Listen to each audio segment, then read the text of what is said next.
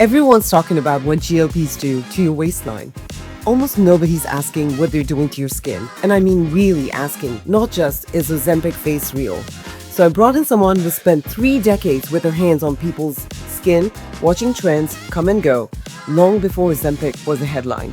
Mindi Mills has been an esthetician for over 30 years. She's seen every miracle skincare wave hit, and she's the one who has to deal with it and what's actually happening on the skin, not just what the studies say. If anyone could tell us what's real versus what's the hype, here, it's Mindi. Look, the data is key when it comes to GLP-1 medications. On one hand, you see all the benefits from an anti-inflammatory standpoint. And the other side is just the elastin loss, collagen loss, just the elasticity of the skin, basically. So what are you seeing in your practice? And are you able to identify someone who's on the GLP-1 medication? Well, if someone actually has a very thin face, and obviously if they were, heavier, I'm going to know that automatically that they're probably on some form of GLP-1. So typically, if I have been seeing someone for quite some time, I'm going to start seeing that they're losing weight. And if their face starts becoming too slim, I will remind them that they may need to reach out to their physician or reach out to a nutritionist, because typically they are not getting enough nutrition. And it's a lot of misconception about GLP-1s, because people are, knocking around the idea, this is causing that. Well, I'm not a physician. Obviously, I'll script these things out, but I really think it's just because they're not eating properly. The nutrition is lacking. And the other portion of this that I have seen in my particular field is there is so much reduction in inflammation on the entire body. People that have inflammatory skin issues, rosacea, atopic dermatitis, eczema, it is incredible how it is reversing that.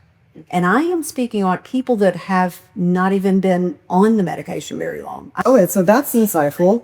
But how about certain serums that you actually recommend for your patients when it's like acne, any kind of inflammation related? Would it be better to substitute with GLP-1s because they're low effective? Or what are your thoughts?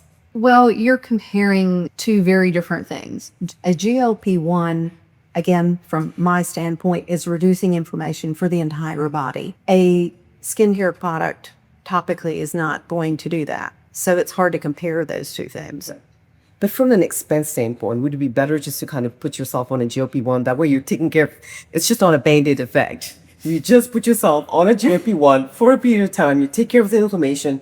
Granted, you've got this full medical team build up. You've got the nutritionist, you've got the dermatologist on side, you've got maybe a trainer to make sure you're not losing muscle mass. But you see, the problem here is the buildup of the cost. Right. I think that's kind of what starts happening with the GLP-1s. Is it's effective and it's good when you're using it in the context of cardiovascular mortality risk, just the benefits, obesity, it's huge. But I think from the line of like GLP-1s and skin-related conditions that help reduce inflammation, what are the other consequences that we have to deal with? From a product standpoint, well, of course, not everyone needs to be on a GLP-1. So, of course, it's going to be a product, it's going to be laser treatments, it's going to be chemical peels, things of that nature. But again, very different worlds that we're talking about. But to sum it up, I've not seen anything reduce inflammation for the entire body like I have GLP-1s. I think that's groundbreaking for a lot of people, because people chase, or you go to dermatologists, and me personally, at least being in this field and loving skincare altogether, GLPs are usually associated with, from a cardiac standpoint, because that's what I do, practice as a cardiology nurse practitioner, we use it for the cardiovascular benefits and obesity, and lots of benefits come with that. But you don't really necessarily think from a skin standpoint, Mindi. And this is where you're shedding so much light into this, because I think we need to start maybe prescribing, and I don't want to say we need to, if someone requires it, depending on the degree of inflammation, a GLP-1 should be. But I don't know what insurance would do at that point. I doubt insurance doesn't pay for a cosmetic reason to use GLP-1. Right. But speaking on what you just mentioned, I have not, in my particular world, like other colleagues of mine, I've not heard anyone else discuss GLP-1s and how they affect the skin. These are minute, very fine details that I look at with every person that comes in my practice, because that's That's what they came here to do. And I'm looking at all the fine details. Right. Because I think I'm going to think differently too. If someone is having a problem, besides say, hey, just go see Mindi if you have problems. But thinking of inflammation and GLP-1s, making that almost like a prescriptive remedy for a patient. That is groundbreaking to me because we always struggle. It's always products, it's always procedures. And you spend a lot of money and people are all willing to put that much money towards just having a clearer skin, a healthy skin, and why not? Right. So I think it's a good way you steered us towards understanding GLP-1s and skin-related conditions. I'm going to challenge some of these companies to possibly do a study on GLP-1s and the effect on aging skin. So I challenge them. Chatter on the streets. You heard it here first. What's one of the biggest misconceptions you've heard about when it comes to GLP-1s and skin-related conditions? Personally, I have not, other than it making the skin very, not tight, making the skin very loose. And that really and truly is just not the case. I really feel that goes back to someone's nutrition or lack thereof nutrition. So why are people just letting it go, especially if you can afford a GLP-1? You can afford to eat and you can afford to take care of your skin because... Well, you have to understand also the people that are on the GLP-1s. It's typically people that have been overweight for quite some time. And when they see themselves getting much smaller, they don't see that they're losing, the volume in their face. But they have friends that see. Are we allowed to tell them that? Do you have friends? Because it's so obvious. Mindi, I heard it first from you. Buccal fat. Explain that to me.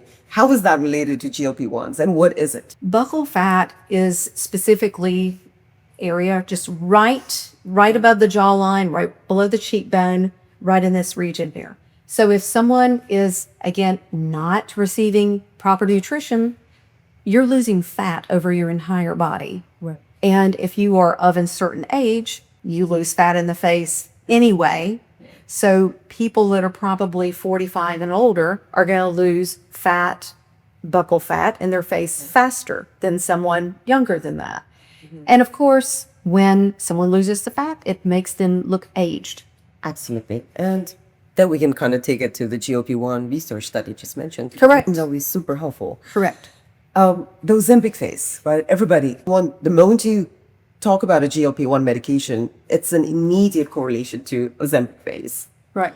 But yeah, again, we need to also talk about body dysmorphia. There's lots and lots of people that unfortunately suffer with body dysmorphia. If you have been heavy your entire life and you were, let's just say, a size whatever, and you're now down to a size 8, Your skin has become a tent. it literally is deflated. Yeah. And they are not paying attention because they can't see it. They, honest to goodness, cannot see that their face has been deflated.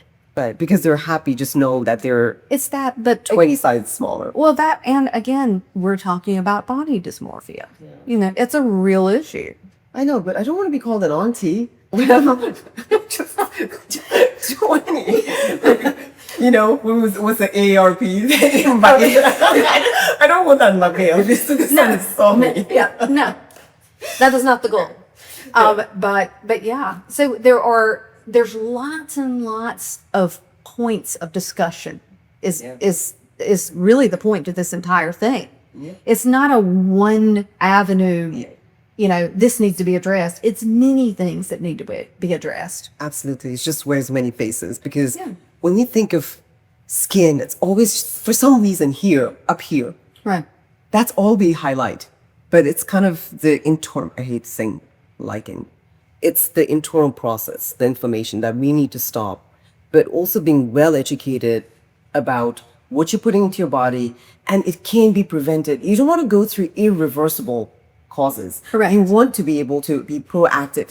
That is why people need to practice preventive medicine, not reactive medicine. All the time. Like, that's been my motto from the get-go. As a cardiology nurse practitioner, preventive medicine over reactive medicine. And the same when it comes to your skin. Like, don't do reactive medicine. Like, find out, get educated, get yourself an esthetician. Get yourself an esthetician. Like, I firmly believe this over and over again, especially after talking to you numerous times, Mindi. So thank you. You're welcome. Okay.